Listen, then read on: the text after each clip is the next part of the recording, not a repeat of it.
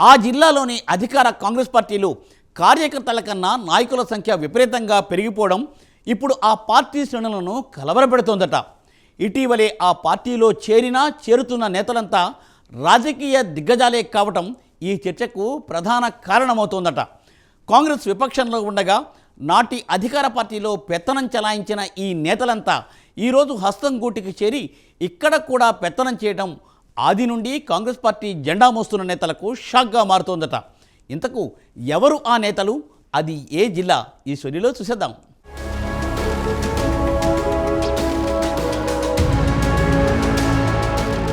తెలంగాణలో కాంగ్రెస్ పార్టీ అధికారంలోకి రాగానే ఉమ్మడి ఆదిలాబాద్ జిల్లాలో అప్పటి వరకు బీఆర్ఎస్లో ఉన్న ఈ నేతలంతా కాంగ్రెస్ తీర్థం పుచ్చేసుకున్నారు.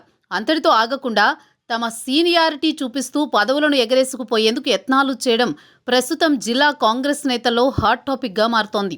గతంలో బీఆర్ఎస్ ప్రభుత్వంలో మంత్రిగా కొనసాగిన అల్లోల ఇంద్రకరణ్ రెడ్డి, తెలంగాణ ప్రభుత్వ ఢిల్లీ అధికార ప్రతినిధిగా ఐడీసీ చైర్మన్గా వ్యవహరించిన మాజీ కేంద్ర మంత్రి వేణుగోపాలాచారితో పాటు మరికొంతమంది నేతలు కాంగ్రెస్లో చేరారు. ఉమ్మడి ఆదిలాబాద్ జిల్లా 4 జిల్లాలుగా విడిపోవడంతో ఆయా జిల్లాల డీసీసీ అధ్యక్షులే బీఆర్ఎస్ దూకుడును తట్టుకుంటూ కష్టకాలంలో కాంగ్రెస్ పార్టీని ముందుకు తీసుకుపోయారు.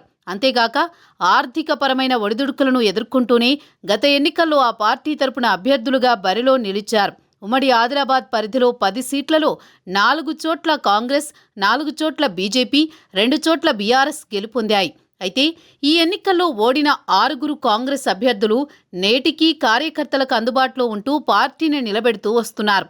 అలాగే బీఆర్ఎస్ నేతలను పార్టీలో చేర్పిస్తూ పార్టీని బలోపేతం చేస్తున్నారు.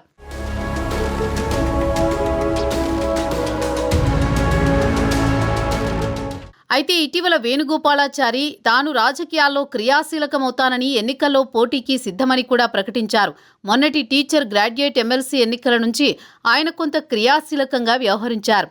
అయితే వేణుగోపాలాచారి చేసిన ప్రకటనపై డీసీసీ అధ్యక్షులు శ్రీహరిరావు స్పందించకుండా మౌనంగా తన పని తాను చేసుకుపోతున్నారు. అలాగే శ్రీహరిరావుతో పాటు మాజీ మంత్రి ఇంద్రకరణ్ రెడ్డి, పలువురు ఇతర సీనియర్ నాయకులు సైతం చారి ప్రకటనపై ఎలాంటి కామెంట్స్ చేయలేదు. టీడీపీ హయాంలో రాష్ట్ర మంత్రిగా, కేంద్ర మంత్రిగా చక్రం తిప్పిన వేణుగోపాలాచారి అపర రాజకీయ చాణక్యునిగా పేరుగటించారు. అయితే క్రమంగా తన రాజకీయ ప్రాబల్యాన్ని కోల్పోయారు. తర్వాత బీఆర్ఎస్ హయాంలో ఢిల్లీలో రాష్ట్ర అధికార ప్రతినిధిగా నియమించినా ఆ తర్వాత ఆయనపై పెద్దగా పార్టీ దృష్టి సారించలేదు.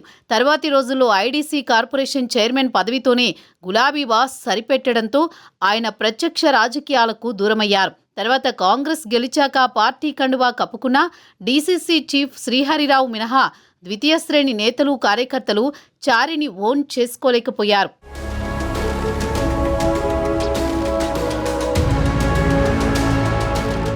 ఇక కాంగ్రెస్లో చేరిన మాజీ మంత్రి ఇంద్రకరణ్ రెడ్డి పార్టీ కార్యక్రమాలలో అడపాదడపా కనిపించడమే తప్ప పెద్దగా యాక్టివ్గా లేరు. నిజానికి ఇంద్రకరణ్ రెడ్డి కాంగ్రెస్ పార్టీలో చేరడం కుదరదంటూ శ్రీహరిరావు గట్టిగా అడ్డుకున్నారు. అయితే పీసీసీ పెద్దలు జోక్యం చేసుకుని శ్రీహరిరావును సమాధానపరిచారు. అయినా వారిద్దరి మధ్య నేటికీ సఖ్యత లేదనే టాక్ నడుస్తోంది.